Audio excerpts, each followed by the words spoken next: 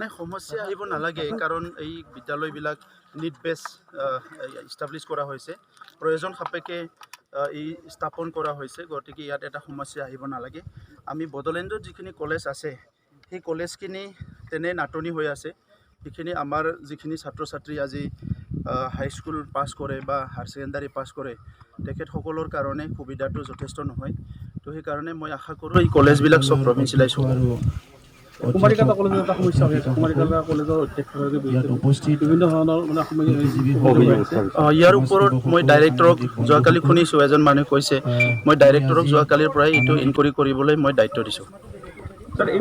কলেজখনৰ কিছু শিক্ষক এতিয়া ৰিটায়াৰ্ড হ'বলৈ গৈ আছে ধৰক সেই শিক্ষকখিনিৰ ক্ষেত্ৰত কেনেকুৱা চাওক এইটো আজিৰ বেমাৰ নহয় অসমত ভেঞ্চাৰৰ যিটো বেমাৰ এইটো বহু বছৰৰ বেমাৰ তাত বহুত মন্ত্ৰী আহিল গ'ল আজিলৈকে সমাধান কৰিব পৰা নাই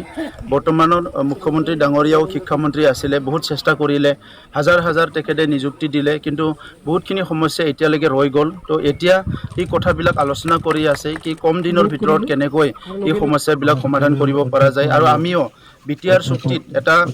ৰাজনৈতিক চুক্তি যদিও তাত মানে এই দফাবিলাক ৰাখিব লগা হৈছে কি আমাৰ যাতে মহাবিদ্যালয় বা বিদ্যালয়বিলাক প্ৰভিঞ্চিয়েলাইজ হয় এই দফাবিলাক ৰাখিব লগা হৈছে নতুন শিক্ষানীতিত কি কি ব্যৱস্থা থাকিব সব নতুন শিক্ষানীতি যিটো অল ইণ্ডিয়া হৈছে তাত আজি ভোকেশ্যনেলটো গুৰুত্ব দিয়া হৈছে বিভিন্ন মানে মডাৰ্ণাইজেশ্যন এডুকেশ্যনটো মডাৰ্ণাইজ কৰা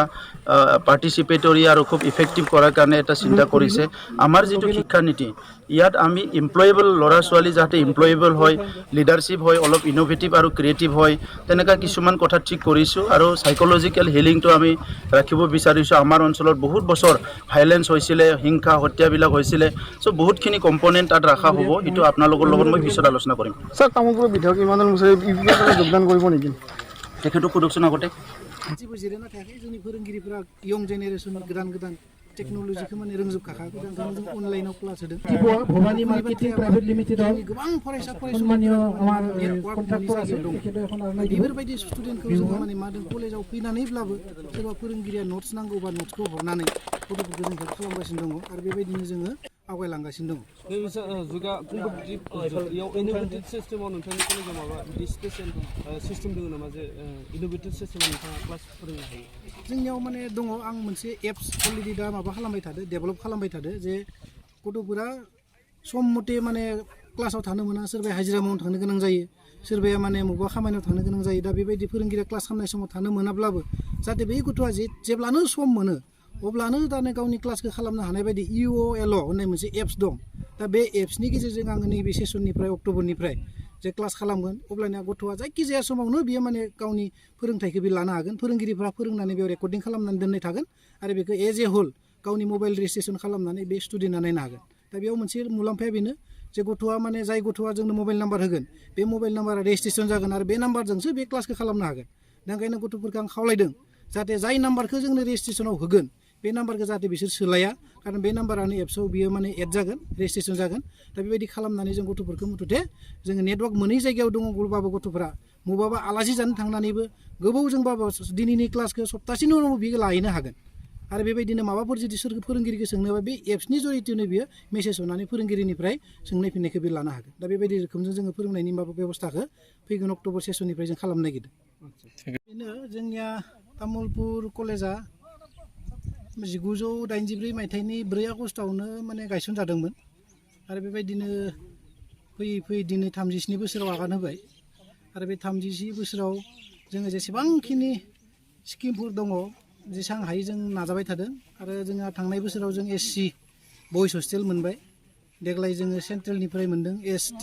गार्लस हस्टेल आरो बिनि उनाव नेक्स्ट जोंहा माने मोनसे फैहां फैहां जानानै दङ ST माने मा होनदों बयस हस्टेल आरो SC माने गार्लस हस्टेल दा बेबायदिनो जायखिजाया दिनै जोङो 1 कोटि रांनि मोनसे हस्टेल मोन्दों गार्लस हस्टेल दा बे खमायाव जोंनि इनफ्रास्ट्राक्चारा जेसेबां जानांगौमोन बिसिनि जायाखैब्लाबो जोंहा जथेस्थ' दङ नोंथांमोना हयथ' भिडिअजों बा नोंसोरनो मेगनजों नायबा नुनो मोनो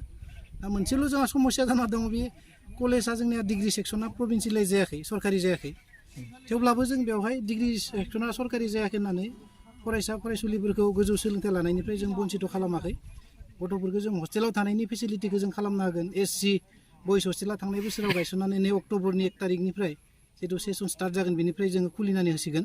खामानिया जाजोब्बाय टाइल्सनि खामानि दं आरो रंनि खामानि दं थिग बेबायदिनो बेबो बोसोरसेनि गेजेराव जों लुफुंजागोन होननानै जोंनो बिथां कन्ट्राक्टर मानेफोरा बुंदों कन्ट्राक्टरफोरा दा ओंखायनो बेखौबो जों होगोन आरो बेबायदिनो जोङो तामुलपुर ओनसोलनि दुखिया फरायसा फरायसुलिफोरखौ जेसेबां हागौ एसेबां जों खम बेसेनाव जों गोजौ सोलोंथाइनि थाखाय जों नाजाबोगासिनो दङ आरो नाजालांबाय थागोन